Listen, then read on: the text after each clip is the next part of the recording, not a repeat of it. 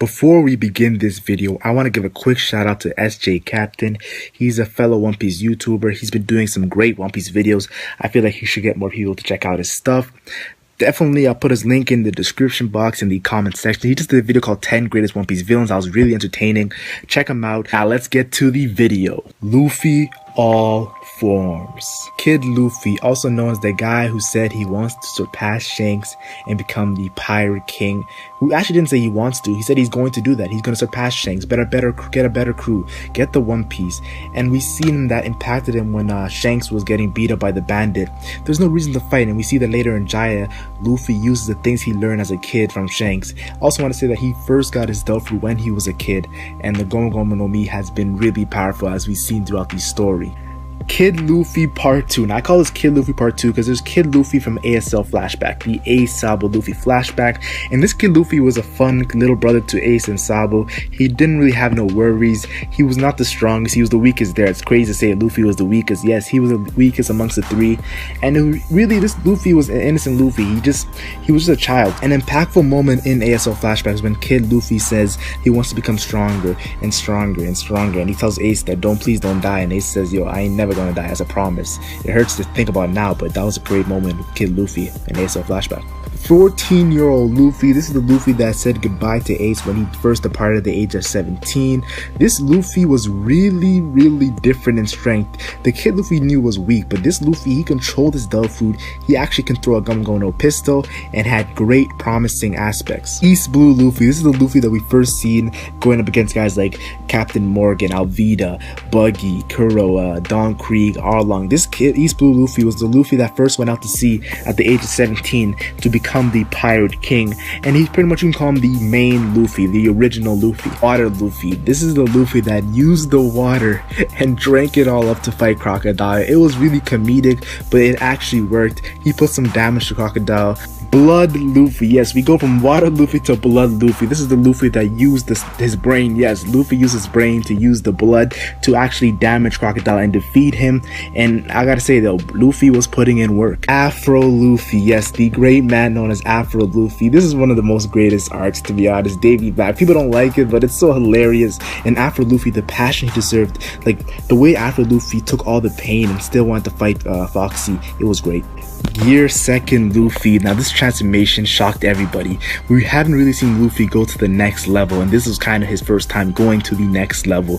The power he's shown, Blue No did not see what was coming, and later on we saw that Lucci did not see what was coming with that ferocious Jet Gatlin. Year third Luffy. Yes, speaking of Lucci, Year third Luffy was used on Lucci. Well, it was used before, but it was used on Lucci, and the destruction it showed. This attack would be used later on, but this is one of the first times we've seen it, and it was epic. Chibi Luffy. Yes, this is the Luffy that after Year 3 attacks, he becomes pretty much a Tontada. He becomes super small, and it's hilarious. Nightmare Luffy. This is the Luffy we see in a Thriller Bark where they stuffed all the shadows in him. Like, they were so rude, man. They just put all the shadows in his body. They didn't know if he could handle it, but they had faith in Luffy. They had faith in Luffy, and if you want to put your faith in someone, you have to put it in Luffy when it comes to One Piece, because he always delivers. Well, most of the time. Gear 2nd and Gear 3rd combined. Yes, Luffy used this attack against Moria, and it was crazy because he was going to the next level. Not just the next level, he was putting his body on the line. It was so extreme. You saw after that fight how damaged Luffy was, and we seen like Luffy, damn. Champion Luffy. Now honestly, I forget usually about Champion Luffy, but Champion Luffy was hilarious, but it was effective. We know Magellan, the poison, Luffy already got attacked by his poison. He needed a different move, and that's where Mr. 3 comes with the wax, and it was greatness. Post time skip Luffy, the age of 19, Luffy goes out to sea again to the new world with his friends, his Straw Hat Pirates, and Luffy has changed from his pre-time skip Luffy. He is now, I can say, yeah, he is master Gear 2nd and Gear 3rd. He can now add Haki, observation, ornament, and even the great Conqueror's Haki at will. So Luffy post time skip did a lot of great things, and we'll talk about more of those later on in this video. Giant Luffy. Now this is pretty much a filler arc.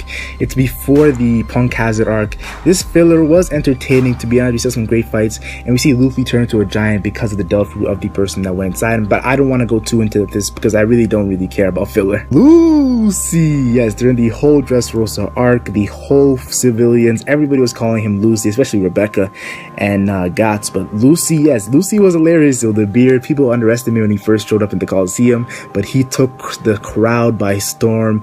And we later seen that Sabo took in his costume, but Lucy was greatness. Yes, Gear 4th Luffy was, how can I say this, destructive. It was the speed he had, the power he had, the way he combined, like he was using the muscular, it was some next level stuff.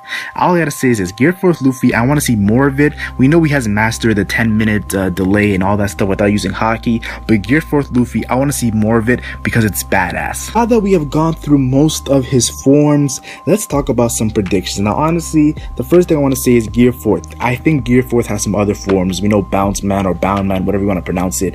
That is one of his forms. I believe there's more forms to that. We know that Rayleigh talked about how reckless his form was in Gear 4th, so I feel like Luffy has more stuff because he was by himself for 6 months. He had to think of some innovating things he was going to use for other opponents other than Doflamingo.